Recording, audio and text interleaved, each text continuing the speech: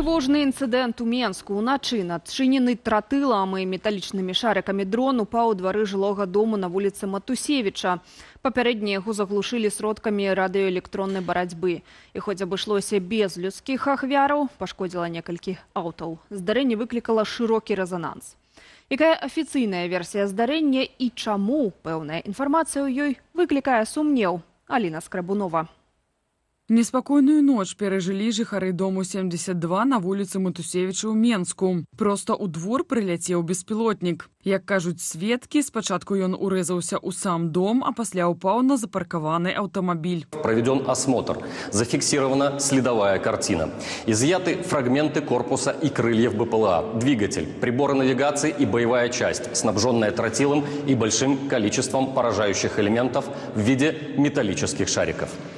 В настоящее время Следственный комитет во взаимодействии с заинтересованными государственными органами устанавливает все обстоятельства произошедшего. Следчы камітэт завёў крымінальную справу, але галоўнае пры расследаванні не выйсці на саміх сябе, кажа вайсковы і палітычны каментатар Сергей Пеляса. Бо фота дрона, што ўпаў на Матусевіча 72, выклалі не відавочцы, а самыя следчыя. І на ўсіх гэтых здымках налепкі з украінскімі надпісамі, але да іх вытворчасці ёсць пытання. Гэтыя наклейкі, які маюць даказаць, што гэта украінскі дрон. Яны не такія, як в арыгінале. Арыгінальныя украінскія наклейкі, яны не адклеиваюцца, нават пасля збіцця дрона. Пасля таго, як он пролетіць сотні кіламетраў, яго расейцы саб'юць на сваёй тэрыторыі, наклейкі не адклеиваюцца.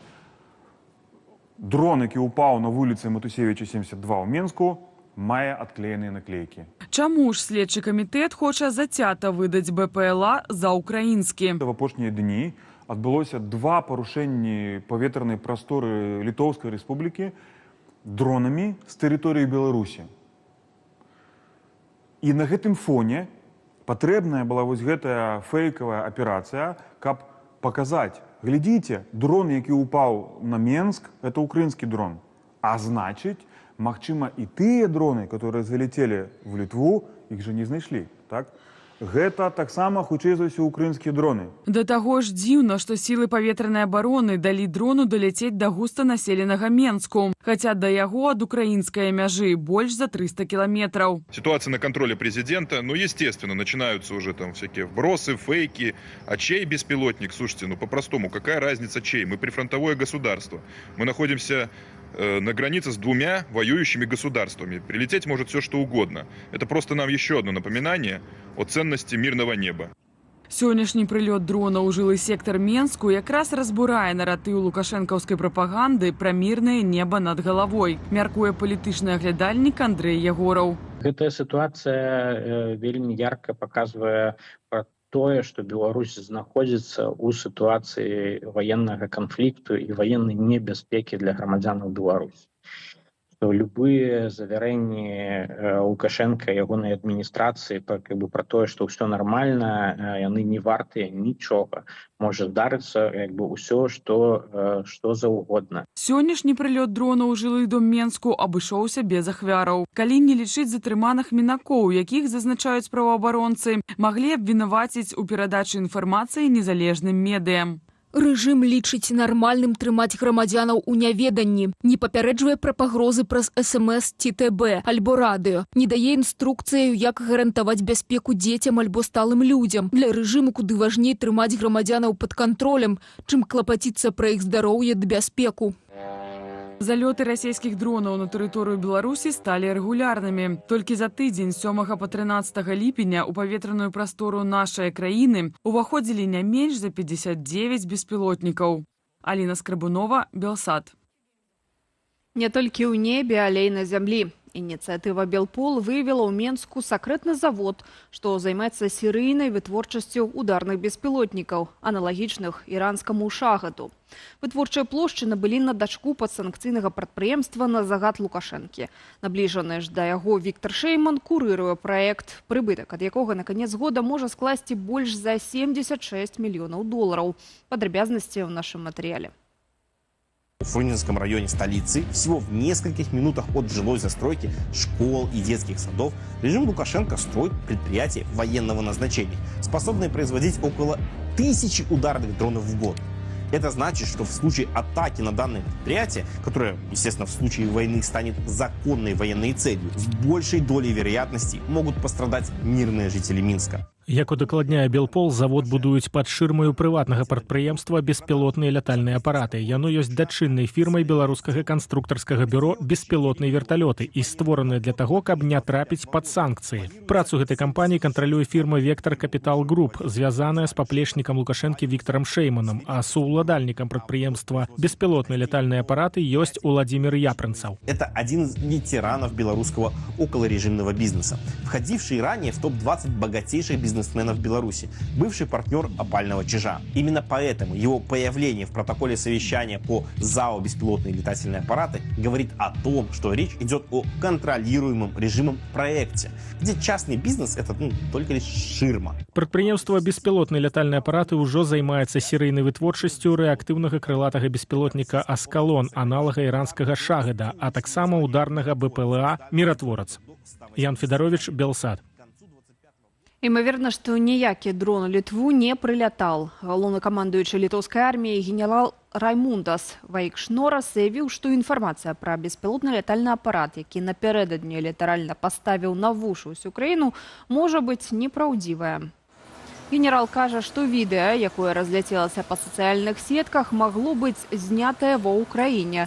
Дрон, што нібыта прыляцеў у Літву з Беларусі, дагэтуль не знойдзены. Са словаў Вайкшнораса з апытання жыхароў складаецца ўражанне, што насамрэч большасць нічога не бачыла, але штосьці чула. Гаворка пра беспілотнік, які ўчора раніцаю быў заўважаны над Вільнёю. Ён прылятаў на вышыні прыблізна 200 метраў у кірунку Коўна. Паводле выдання «Флагшток», напярэдадні БПЛА мог заляцець у Гомельскую вобласць, калі Расія пачала паветраную атаку супраць Украіны. Сілуэты і характэрны гук давалі падставу меркаваць, што гэта мог быць дрон тыпу «Гербера». Пабачыць унутраную кухню дыктатуры гэткі шанец выпадае нямногім. Адзін з беларускіх актывістаў, які сёння вымушана застаецца ў эміграцыі, падзяліўся з выданнем «Флагшток» незвычайнай гісторыяй. Гомельскія міліцыянты выпадкова дадалі яго ў свой закрыты службовы чат. Маладзён, які быў вымушаны з'ехаць з Беларусі ад палітычнага пераследу, з дапамогаю вайберу абтэлефаноўваў міліцэйскія пастарункі, ладзіў пранк праваахоўнікам. Напрыклад, ён набіраў з гомельскага аблвыканкаму, каб распавесці міліцыі пра залёты ў рэгіён расійскіх дронаў. Нечакана тэлефоннага пранкера далучылі спачатку да закрытай групы шашлыкі, а затым да саюза спецыялістаў. Прыкладна месяц мужчына назіраў за службовым ліставаннем міліцыянтаў, якія, акрамя матэрыялаў датычных іхных непасрэдных службовых абавязкаў у расследаванні крадзяжоў, выкладалі ў групу і справаздачы наконт супрацьдзеяння экстрэмізму і працы з беспрацоўнымі.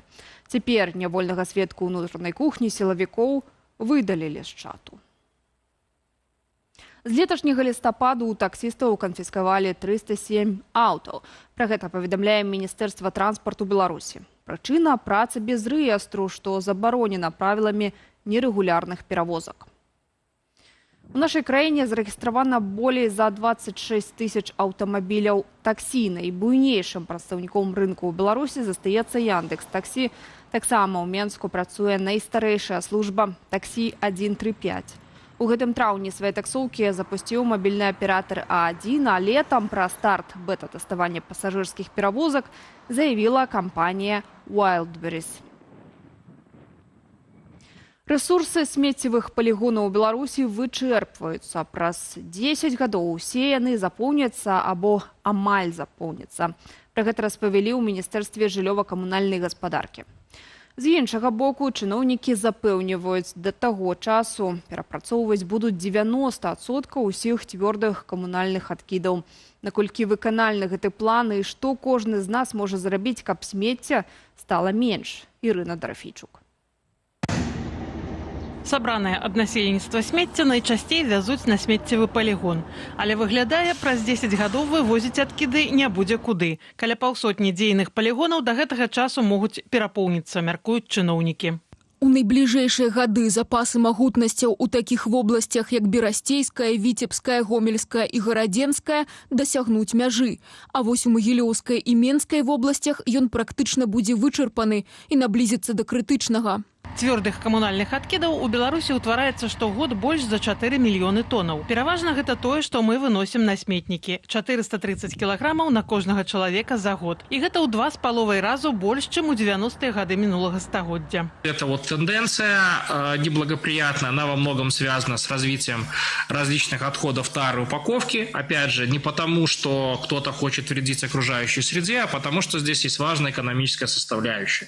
Например, одноразовая пластиковая упаковка дешевая, она позволяет продлевать сроки годности продуктов, доставлять их в том числе в отдаленные районы. Часткова дапамагло б вырашыць праблему перапрацоўвання смецця. Паводле стратэгіі развіцця жыллёва-камунальнай гаспадаркі цягам папярэдніх 12 гадоў выкарыстанне цвёрдых камунальных адкідаў павялічылася з 10 да амаль 40%. На сёлета ў дакуменце усталяваны план на 64%. Стратегия будет направлена на формирование эффективной системы с единой глобальной целью – обеспечение к 2040 году уровня использования отходов производства и потребления не менее 90%. Але гэта нерэальная мэта нават для арганічных кампаставаных адкідаў, кажуць эколагі. Да таго ж, у Беларусі найчасцей адкіды не перапрацоўваюцца, а выкарыстоўваюцца як альтэрнатыўнае паліва. І не заўсёды абавязкова гэта дастатковая будзе фільтрацыя дыму, які утвараецца пры спальванні такога РДФ паліва.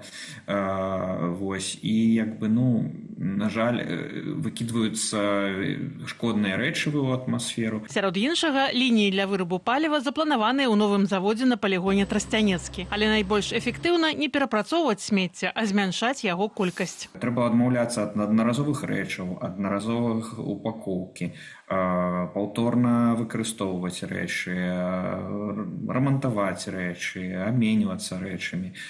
На жаль, істотных захадаў у Беларусі ў гэтым накірунку пакуль што няма. Экалагічныя паводзіны ў абыходжанні са смеццем фармуюцца гадамі, а ў еўразвязе, сярод іншага, і стымулююцца фінансава. Ірына Дарафейчук,